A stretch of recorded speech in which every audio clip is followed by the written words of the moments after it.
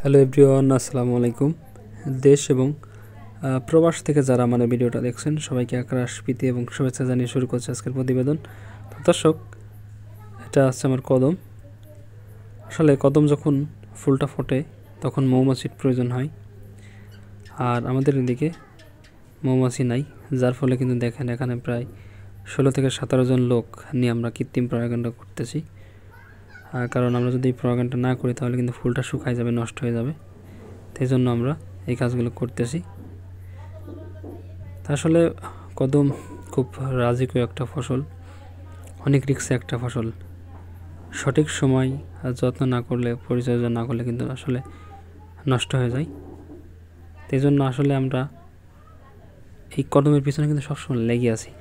যে সময় সার, ওষুধ, সময়ের কাজ আমরা সময় করে থাকি। দেখেন আমরা এই ফুলগুলো ফুটে গেছে, আমাদের 50% মোর আইটি গেছে।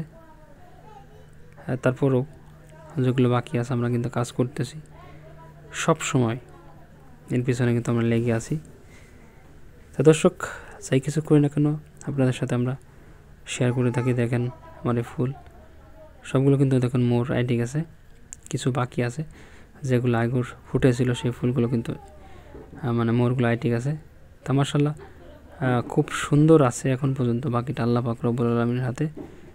তা আমরা সব সময় এই ফুলের যত্ন নিচ্ছি। আপনারা জানেন আমি এই ফুলে, এই কদমে যখন যা স্প্রে করি, ওষুধ দেই, যাই কিছু করি না কেন আপনার সাথে আমি শেয়ার করি, লাগানো থেকে শুরু করে আজ পর্যন্ত। সেই জন্য আসলাম আপনাদের দেখানোর জন্য।